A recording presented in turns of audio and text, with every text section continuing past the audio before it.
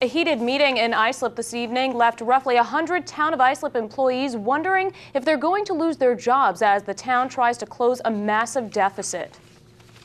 This is a list of almost 100 positions that could be on the chopping block in the town of Islip. Town officials are proposing the layoffs to help close a roughly $10 million budget gap caused by falling tax revenue and interest earnings. Supervisor Phil Nolan says he's already taken steps to save $15 million and claims the other alternative would be to raise taxes by 25% next year. All those in favor? Aye. All those opposed? Opposed. Motion carries 4-1.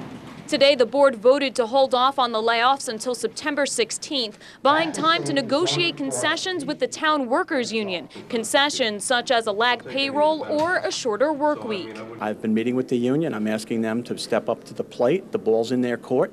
I'll meet with them anywhere, anytime, as I do with everyone else.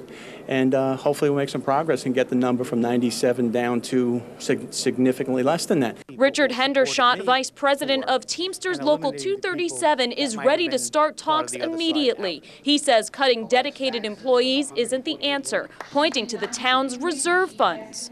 My suggestion right now is use that $10 million fund. And then in order to replenish that $10 million fund through attrition, as people retire, people leave, you take that money and put it back into the fund. But Councilman Steve Flotteron proposed an idea of his own to save some jobs. Elected officials and management and appointed officials and commissioners would pay 15% of their medical costs, will pay towards 15% of their medical costs. Second, all people with salaries in excess of $60,000, that excess income, anything above $60,000, would be a 10% reduction in that part of that salary. The town board shot down that idea. No one agreed to take a pay cut. But Supervisor Phil Nolan says he'll take another look at the details. You're willing to take a pay cut if it's necessary? I'm going to read the resolution. So is that a yes? I'm going to read the resolution. Now, the layoffs would affect more than a dozen departments and also jeopardize the future of the Islip Art Museum. The town of Islip expects to start sending out pink slips to dozens of workers by the end of this week.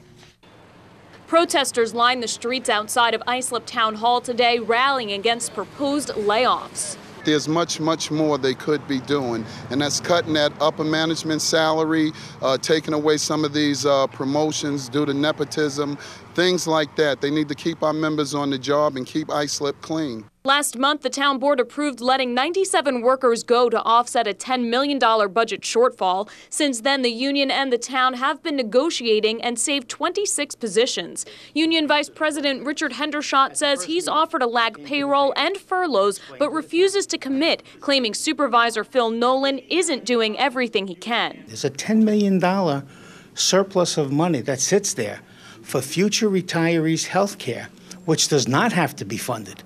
Mayor Bloomberg in New York City took $1.5 billion of that money, put it into the general fund to avoid layoffs and to give raises. Nolan can avoid the layoffs with that money. But Nolan says the union is the one with extra cash. A $2.5 million fund that he controls, which is excess benefit payments that have been made to his union from the town over many years, which has no earmarks on it. It is money that can be spent to save jobs. Nolan won't raise taxes to balance the budget, saying he doesn't want to burden taxpayers, and says if there are no concessions, there's no alternative to the layoffs. Councilman Steve Flotteron disagrees. Let's relook at the departments where the revenue is down and see if, and then re-interview better candidates who could run the department better, just like we did a couple of years ago in some of the departments. I was willing to take my pay cut as an elected official. The rest of the board was not willing to do that. Nolan has also been criticized for giving raises to 5 managers totaling $41,000.